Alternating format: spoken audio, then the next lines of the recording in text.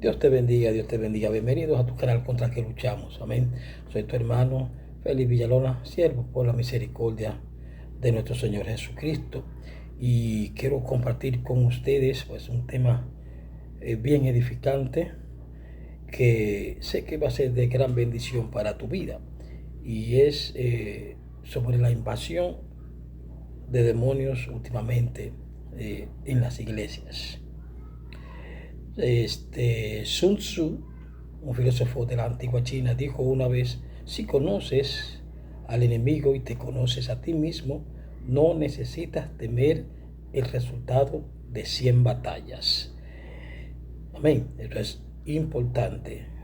Por un lado es bueno conocer de dónde vienen los ataques, cuál es el objetivo, y que tú, sobre todo, conocerte, tener la identidad y conocer y entender que el escudo de nuestra fortaleza es la fe. La fe se obtiene de usted comprendiendo que de Dios es el poder. Y quiero interactuar con ustedes, o mejor dicho, dejarle esta corta enseñanza hablando sobre este tema bien interesante. Bien, en Daniel 10, del 1 al 13, nos revela el conflicto entre los demonios y los ángeles. Algunos aseguran que estas batallas se libran en el medio del cielo, y algunas referencias bíblicas lo aseguran, como es el caso de 2 de Corintios, capítulo 12, 24, y el mismo Daniel, en su capítulo 10, del verso 12 a 13, que validan la existencia de un segundo cielo. Pero la pregunta sería: ¿quién o quiénes habitan en ese lugar? Es una pregunta. Realmente, ¿qué sucede en ese segundo cielo? Y para responder, uno citaría Efesios 6, 12. Esa es la cita que mayormente descubre toda una constelación satánica, así como sus asignaciones.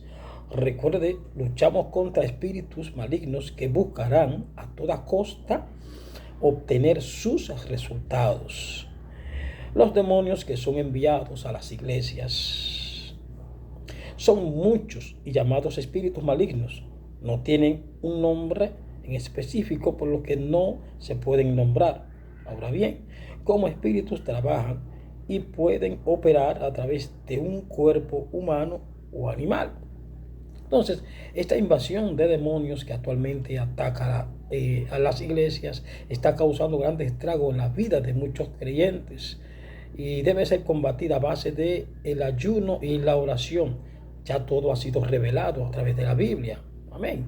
Y ella nos enseña cómo luchar con estos espíritus, nos advierte con quién o con quiénes en nuestra lucha y de qué debemos vestirnos espiritualmente hablando. No es un secreto que dentro de las congregaciones hayan creyentes con diversas ataduras y que deben ser libres por medio de los procesos de liberación que los líderes preparados en el tema le ministren. Hay muchos pastores que no apoyan que un creyente pueda estar endemoniado, y realmente la Biblia así lo afirma. O sea, un creyente, después que es libre, después que ha sido lavado por la sangre de Cristo, verdaderamente no puede estar endemoniado. O sea, no puede ningún demonio habitar en él. Ahora, sucede sí que puede estar influenciado por demonios, y yo pudiera citar dos de los discípulos de Jesús, como es Pedro y el otro es Judas. Sabemos que en el caso de Judas ya estaba destinado que Judas traicionara al Señor. Pero en el caso de Pedro fue el único hombre de los discípulos que fue usado tanto por Dios como también usado por Satanás. Amén. Y eso usted lo puede contactar cuando Jesús está diciendo que es necesario que él muera. Hay un momento donde Pedro dice: pero Señor, él trata de disuadir o persuadir a Jesús para que Jesús pues no vaya a la cruz, lo cual era necesario. Y el Señor reprende a Pedro o a Satanás, que está en Pedro. O sea, a quien tiene de frente es a Pedro. pero dice, apártate de mí, Satanás. Entonces, puede sí existir que un creyente pudiera estar influenciado, y realmente en estos tiempos tenemos una iglesia muy desconcentrada de las cosas de Dios, a la cual no le importa, diría yo, no le importa pues conocer aún más al Señor, a la cual como que no le interesa profundizar, y tiene una vida cristiana un poco desvinculada, desconectada con el Espíritu Santo, y lo cual eso es un problema. La Biblia menciona dos casos, y ustedes verán, estoy compartiendo algunas cosas de mi libro, y uno de ellos es uno en el Antiguo Testamento y otro en el Nuevo Testamento. Dice, y él respondió, saldré y seré espíritu de mentira en boca de sus profetas. Está en Primera de Reyes, capítulo 22, verso 22. Y Marcos 5:9, el caso del Gadareno.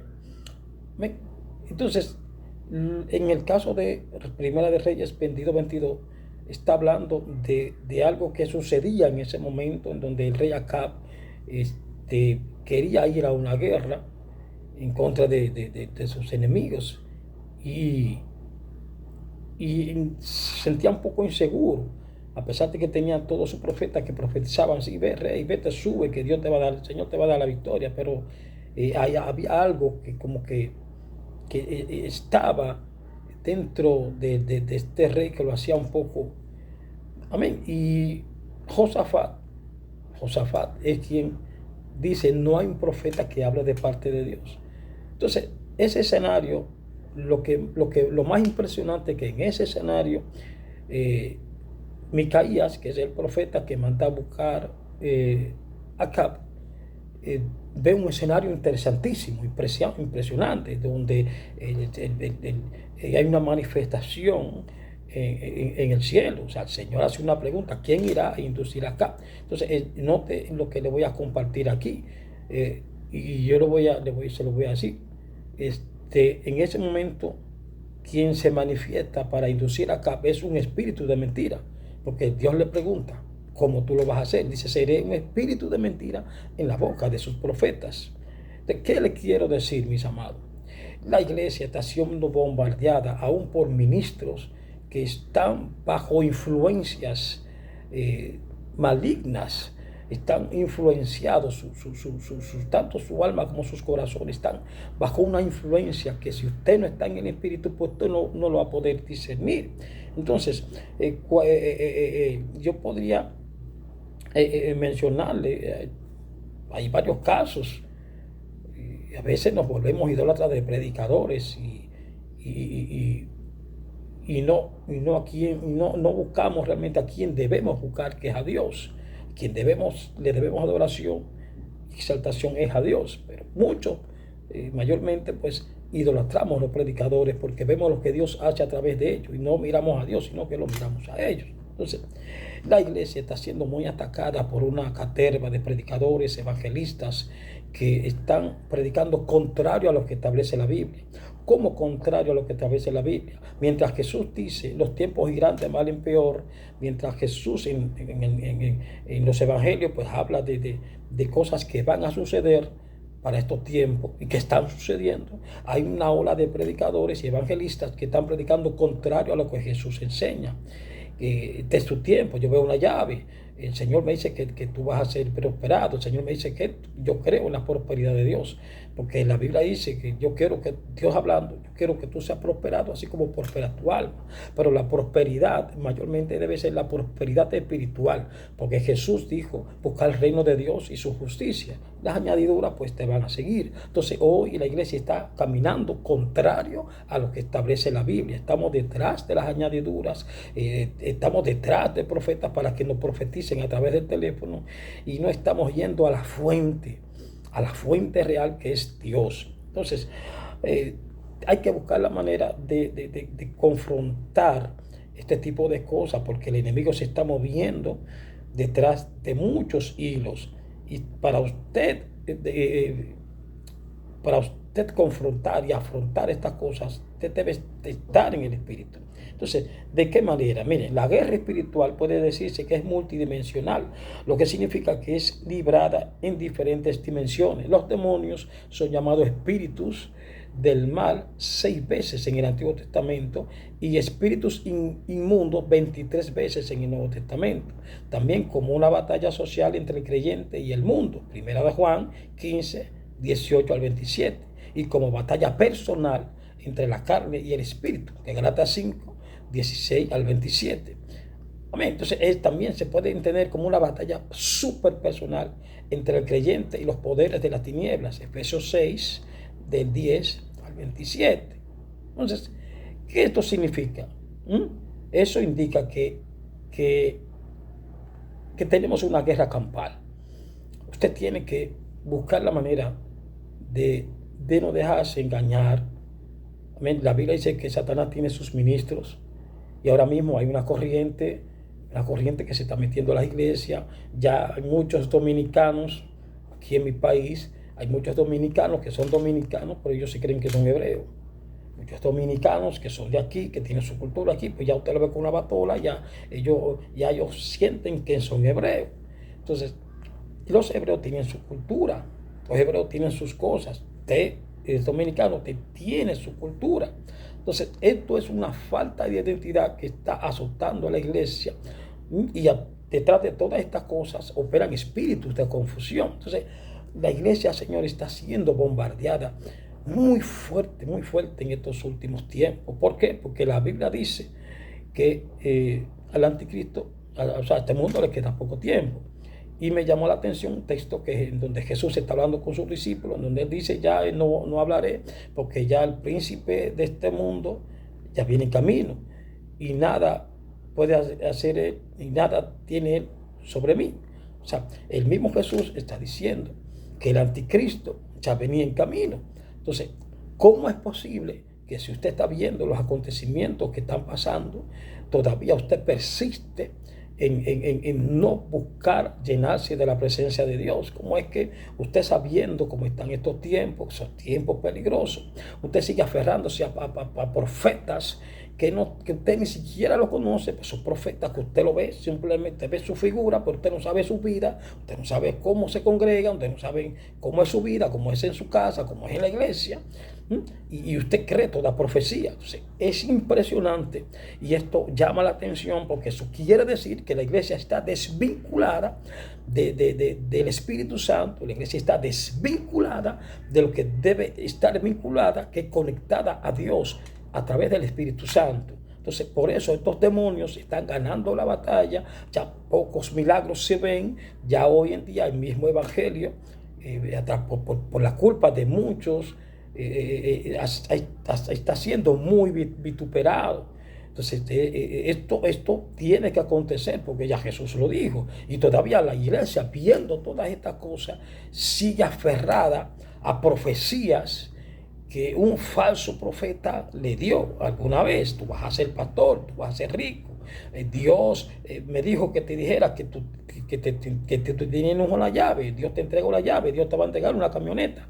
No es malo, es bueno, pero siempre y cuando sea Dios, porque las bendiciones que Dios da no añaden tristeza. Y mayormente hay personas que están siendo arrastradas por estas falsas profecías y están endeudadas, comprando carros, sacando cargos financiados que no pueden pagar, y es una forma de adelantarse al propósito de Dios. Yo creo en lo que Dios puede hacer. Dios me dijo en el 2008, Dios me dijo a mí en el 2008, yo a punto de dar una conferencia: te voy a llevar a lugares donde tú nunca has pensado ir, te voy a llevar a lugares que tú nunca pensaste visitar. Entonces, donde yo sí quería ir, que siempre decía el Señor, era visitar Haití, llevar la palabra de Dios a Haití, pero a Dios le plació llevarme a Estados Unidos, y allí viví experiencias sobrenaturales tremendas. Entonces, todo está dentro de la voluntad de Dios. Entonces,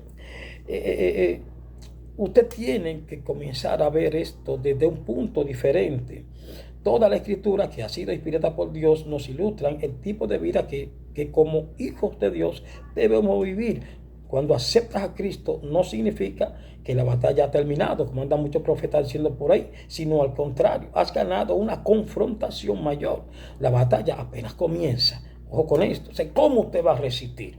Mire, ya lo hemos dicho, como espíritus necesitan cuerpo. Estos gozan de infringir temor en el creyente. Recuerde que el temor, igual que el miedo, son emociones que habitan en el alma. Pero cuando el temor se intensifica y se hace irracional o a través de este estado, te provoca mucho malestar y no te deja avanzar, entonces ya hay un espíritu detrás trabajando en esas emociones. Entonces, el miedo, señores, no proviene de Dios. El temor no proviene de Dios.